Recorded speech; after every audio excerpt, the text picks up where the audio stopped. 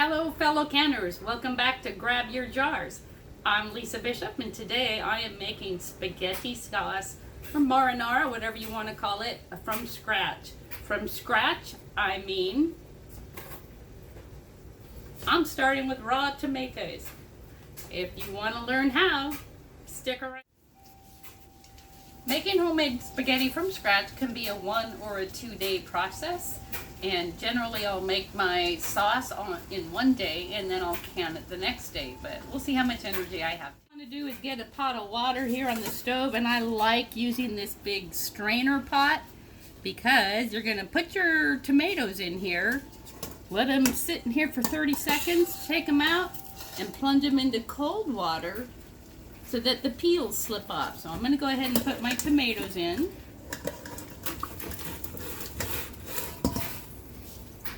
I'm going to time it for 30 seconds. And then I'm going to put it in the cold water.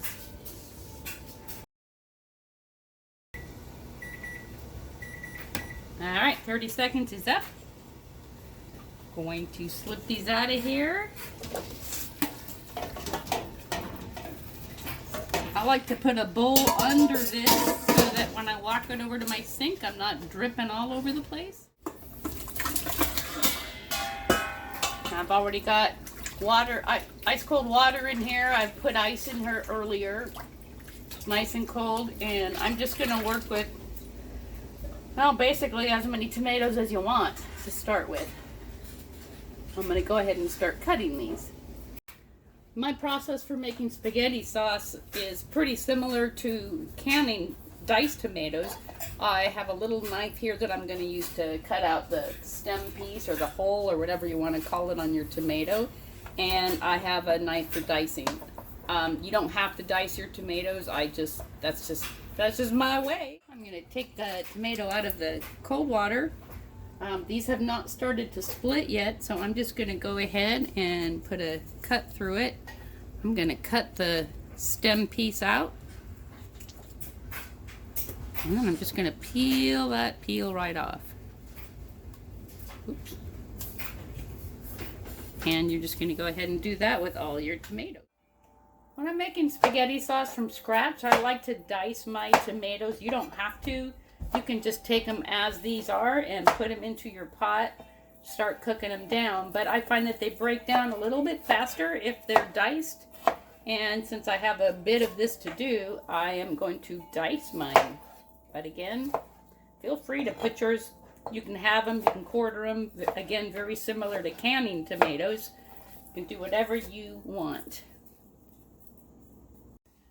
Because I purchased about 75 pounds worth of organic tomatoes, you will find some what they call tomato end rot. And as long as the rest of the tomato is still firm and has good color, it's alright. I'm going to go ahead and cut off the stem, peel back the peel, and then I'm just going to cut this end off. And then I'll check this to make sure it doesn't have, brown spots and stuff in there. And it looks good, so I'm going to keep it. And this is what I cut off. When you're cutting up your tomatoes, some people prefer to de-seed them, I should say. And it's pretty simple. I mean, I just slice my tomatoes in half lengthwise, and you can just kind of clean the seeds out of the middle. We don't mind seeds, so I don't really go through this process. Another thing that you can do with these, if you don't want to do that, is to go ahead and slice your tomatoes. And again, I dice mine.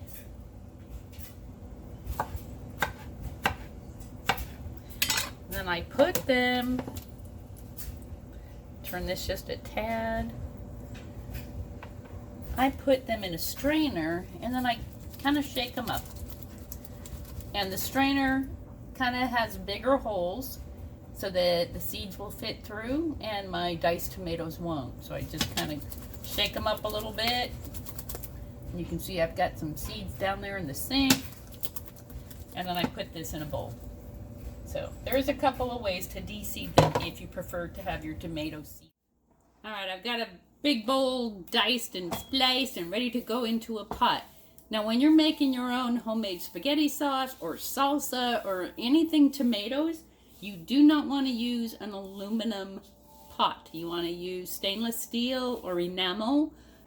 This will interact, tomatoes will interact with the metals and give it kind of a funky, weird taste. So you want to kind of stick with stainless steel or enamel. And I'm going to use a big stainless steel pot today. I've got a full 8-quart pot, and I've probably cut up about 10 pounds of tomatoes. So I'm going to go ahead and start heating this up.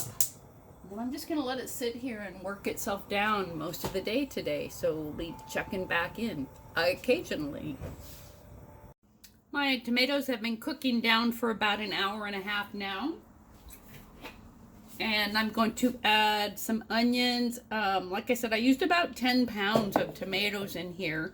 So I'm actually going to use 4, probably medium-sized onions. And I use celery in my spaghetti sauce as well. My great-grandmother migrated here from Italy, and she used celery in her recipe, which I have. So I'm adding onions and celery. I ran mine through the food processor so I wouldn't sit here and spend all day chopping and crying like a baby. So I'm going to add that in here and just let it keep on cooking down. Oh yeah. I also added about a couple dozen fresh basil leaves, and I added about 3 tablespoons of dried oregano from our garden. And now I'm going to go chop up some garlic and put that in there. Getting ready to add garlic to my spaghetti sauce, and I wanted to show you this hack for peeling garlic, because I didn't learn this till I was like 60 years old, and it's pretty amazing. So you take your clove of garlic, you just crush it a little bit, take the end off, and that peel comes right off. It's pretty cool. Why I didn't know this until I was in my 60s is a mystery. Comes right off. It's a great hack for garlic. At this point I have added my garlic, and I've added a little bit of brown sugar to bring out the flavor, and I'm just going to go ahead and let this sit at a low simmer for 5 or 6 hours until it simmers down some of the liquid, and then I'll be ready to can it. You can also freeze your spaghetti sauce, and if you don't have a canner, that's the most ideal thing to do, but if you have a canner, you have options. My spaghetti project has ended up being a 2-day process. I ended up doing 2 batches, so I'll probably have at least 20 pounds of tomatoes in this big old pot, along with all the rest of my ingredients.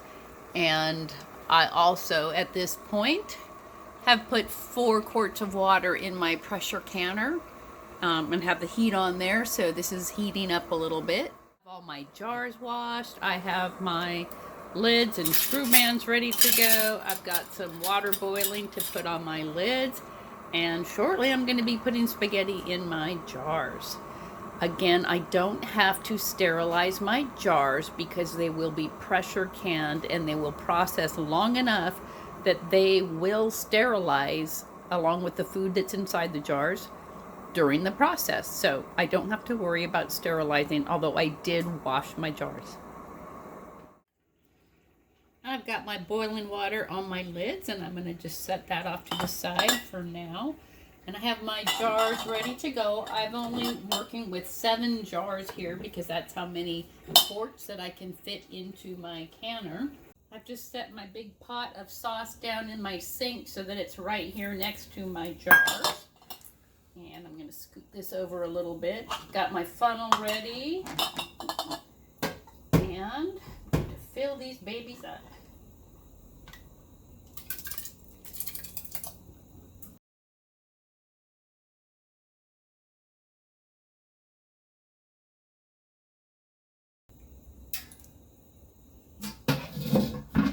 So this is about what I've got here. It looks like My 15 to 20 pounds of tomatoes has yielded me 7 quarts of spaghetti sauce.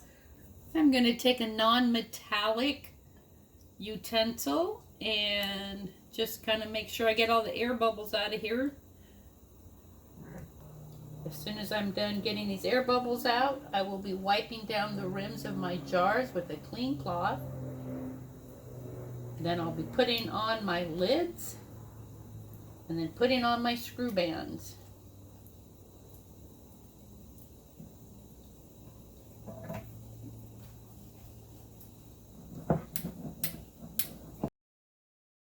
I'll use my magnetic lid lifter.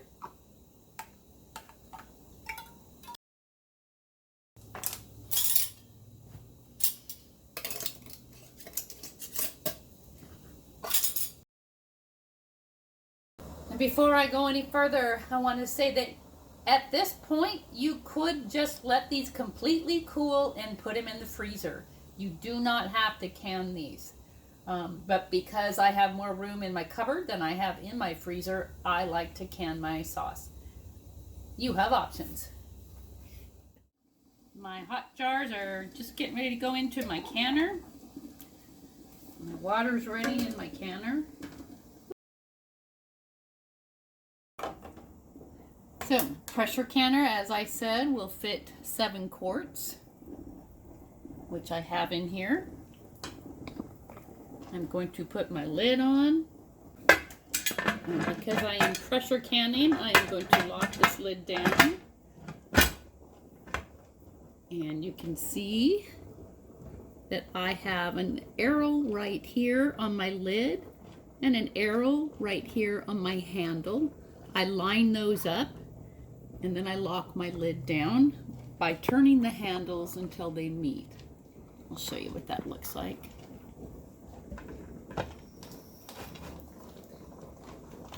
There, my handles meet, my lid's locked down. I'm going to put this pressure regulator back on here, and then I'm going to start building pressure in my canner. You are a canner or you're a brand new canner and you're wondering why I am pressure canning spaghetti sauce instead of using a boiling bath water method, because I'm using tomatoes, which are a high acidic food. Here's your answer to that. Even though I'm using tomatoes, I have cooked them down and I have added other vegetables to this, as well as a little bit of sugar to bring out the flavor. So my tomatoes are no longer at the acidic level than they would have been if I was just canning tomatoes. So I am going to pressure can these. I want to be safe rather than sorry, so I'm always going to follow the recommended guidelines that are out there. I will leave a link at the end of the video for you if you want to find out where the canning extension information is. You can go ahead and look that up. It does recommend that I can spaghetti sauce at 10 pounds pressure for 25 minutes if I'm using quarts, or 20 minutes if I'm using pints. And since I have a whole batch of quarts here, we're going to hang out for 25 minutes. I'm not going to start timing this, however, until my pressure gauge reaches 10 pounds pressure. At that point, I'll turn my timer on for 25 minutes. My pressure's hit 10 pounds pressure and I've got my timer going here. Pressure canning, again, is something that you kind of have to stand around or sit around and babysit. You don't want to just leave this once it hits 10 pounds pressure and your timer's on. It can very easily get much higher pressure than you want it to be at. If you're ever canning and you start hearing this thing rocking and rolling and going nuts, that means it's too high. That means you need to get into your kitchen and check it very quickly. I usually just kind of hang around and keep my eye on it and adjust the temperature as needed. Right now I'm inching up to about 13, which is too high. I don't mind it at 10, 11, 12 at the very, very most when it's supposed to be at 10 pounds pressure, but I don't like it to get under 10 pounds and I don't like it to get over 12. So I keep a pretty close eye on it, and you'll need to also. On off, and then I turn the heat off and let my pot completely cool until my pressure gauge was all the way down to 0 before I took the lid off. I've just taken my spaghetti sauce out of the pot, and after these jars have completely cooled, I will take off the screw bands. I will wash the jars in hot soapy water, and I'm going to wash the screw bands, and then I'm going to write on my jars what's in it, and then I'm going to store it. And that's it. That's all I got for spaghetti sauce. If you have any questions, put them in the comments below. And if you liked my video, hit like and subscribe, and I'll see you in the next video. Thanks for watching.